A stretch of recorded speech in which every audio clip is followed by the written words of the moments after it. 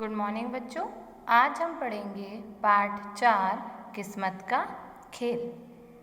इस पाठ में हमें किस्मत के विषय में बताया गया है। उससे पहले आपसे कुछ प्रश्न पूछे गए हैं, जैसे हमें भाग्य पर भरोसा करना चाहिए या कर्म पर। मेले, बस या ट्रेन में ठगों से कैसे बचना चाहिए। अगला प्रश्न पूछा गया है, क्या आपका सामना कभी किसी ठग से हुआ है?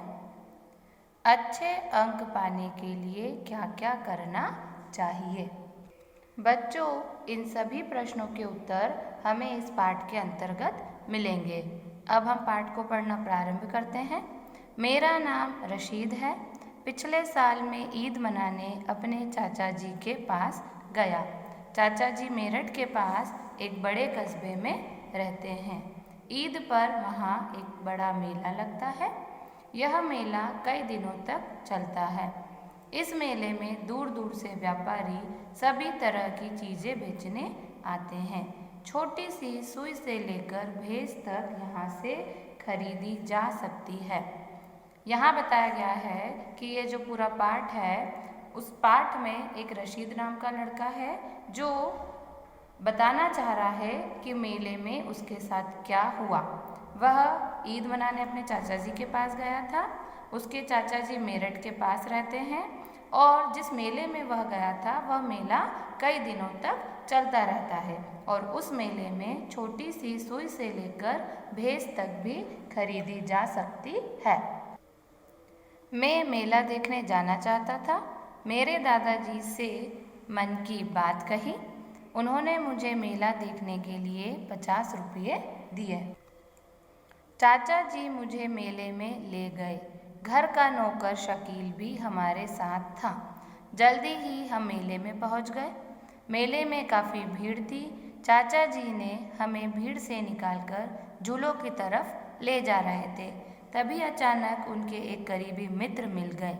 मित्र को चाचा जी से बहुत ज़रूरी काम था। चाचा जी कुछ समय के लिए उनके साथ चले गए। अब क्या बताया गया है कि रशीद को मेला देखना था और उसके दादाजी ने उसके मन की बात जान ली और उसके दादाजी ने उसे 50 रुपये मेला घूमने के लिए दिए। मेला घूमने रशीद स्वयं गया और उसके चाचा जी भी गए, साथ में घर का नौकर शकील भी गया। मेले में काफ़ी भीड़ होने के कारण रशीद के चाचा जी उसे झूलों की तरफ ले जा रहे थे, लेकिन अचानक रास्ते में ही चाचा जी के करीबी मित्र मिल गए। चूँकि मित्र को चाचा जी से बहुत ज़रूरी काम था, इसलिए वे उनके साथ कुछ समय के लिए चले गए।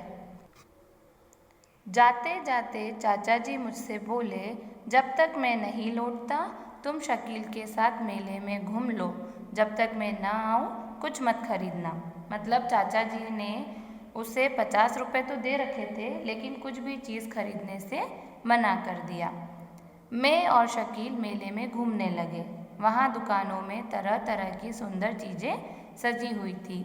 मैं उनमें से कई चीज़ें खरीदना चाहता था, पर मुझे चाचा जी के लौटने वक्त तक प्रतीक्षा करनी ही थी। फिर हम घूमते घूमते उस दुकान पर पहुँचे जहाँ पर भाग्य का खेल चल रहा था। जब चाचा जी चले गए तो शकील, जो कि घर का नौकर है, और रशीद दोनों मेले में घूमने लगे। रशीद को मेले में बहुत सारी चीज़ें बहुत अच्छी लगी और वह खरीदना भी चाहता था, परंतु उसके चाचा जी मना कर गए थे, इसलिए उसने उस समय तक कुछ भी नहीं खरीदा। तभी वे दोनों एक ऐसी दुकान पर पहुंच गए जहां पर भाग्य का खेल चल रहा था। दुकानदार सभी से अपना भाग्य आजमाने के लिए कह रहा था। वह चिल्ला चिल्ला कर कह रहा था, आओ आओ अपनी किस्मत आजमाओ। जब रशीद और शकील भाग्य की किस्मत पर पहुँचे तब दुकानदार वहाँ पर चिल्ला चिल्ला कर बोल रहा था कि आओ और अपनी किस्मत आजमाओ। शकील और रशीद दोनों उस दुकान की ओर देखने लगे। दुकानदार ने उन दोनों को पास बुलाकर खेल के बारे में समझाया। समझाते हुए उसने कहा कि देखिए, यहाँ पर इनाम की 25 चीज़ें रखी है। इन पर 1 से लेकर 25 तक के नंबर भी रखे गए हैं। यहाँ पर मेज पर उल्टी तश्तरियाँ रखी है, तश्तरियाँ अर्थात प्लेट, ताकि उन पर लिखा नंबर दिखाई न दे। अब दुकानदार ने कहा कि आपको 10 रुपये में 6 प्लेट उठानी है। फिर उन प्लेट पर लिखे नंबरों को जोड़ना है और उनके जोड़ से जो संख्या बनेगी उस संख्या का इनाम आपको मिल जाएगा। रशीद को किस्मत का यह खेल बहुत अच्छा लग रहा था। उसने सोचा, क्यों ना मैं भी यह खेल खेलकर देखूं, हो सकता है कोई बड़ा इनाम मुझे मिल जाए। दुकानदार ने रशीद के मन की बात को जान लिया और दुकानदार ने रशीद से कहा कि हर खिलाड़ी को कोई न कोई इनाम तो ज़रूर मिलेगा, चाहे वो इनाम छोटा हो या बड़ा। अगर आपकी किस्मत अच्छी है तो कोई मोटा इनाम भी आपके हाथ लग सकता है। यह किस्मत का खेल है, अपनी किस्मत आजमाओ। तभी वहाँ पर एक बूढ़ा व्यक्ति आ गया और उसने क्या करा, दुकानदार को 10 रुपये देकर अपनी किस्मत आजमाई। जब उस वृद्ध व्यक्ति ने 6 प्लेटें उठाई और उन प्लेट के नंबर जोड़े तो उसका योग 14 बैठा। उसे 14 नंबर का इनाम मिला। 14 नंबर के इनाम में एक दीवार घड़ी थी, परंतु वह बूढ़ा व्यक्ति उस घड़ी को लेना नहीं चाहता था। इसलिए दुकानदार ने 100 रुपये में उस घड़ी को उस वृद्ध व्यक्ति से वापस ले लिया। बूढ़ा व्यक्ति खुश होकर अपने घर चला गया। इसके बाद एक लड़का आया, उसने भी अपना भाग्य आजमाया। उसने भी 10 रुपये दुकान को दिए और 6 प्लेटें उठाई। जब उसने नंबर जोड़ा तो कुल योग 9 निकला। उसे एक कंघा मिला। दुकानदार ने लड़के से वो कंघा खरीद लिया। लड़का एक बार फिर भाग्य आजमाना चाहता था। अब उसे 30 रुपये का पेन मिला। लड़के ने तीसरी बार फिर किस्मत आजमाई तो उसे 60 रुपये मूल्य की बॉल मिली। चौथी बार उसे 250 रुपये का टेबल लैंप मिला। लड़का बहुत अधिक खुश हो गया और वह भी प्रसन्न होकर वहाँ से चला गया। इतना सब देखने के बाद रशीद से रहा नहीं गया। वह भी अपना भाग्य आजमाना चाहता था। रशीद ने शकील की ओर देखा और शकील ने भी भाग्य आजमाने के लिए हाँ कर दिया। फिर रशीद ने 10 रुपये में 6 प्लेटें उठाई, लेकिन उसका भाग्य अच्छा नहीं था। उसे केवल 2 पेंसिल ही मिली। दुकानदार ने वो 2 पेंसिलें 4 रुपये में फिर से खरीद ली।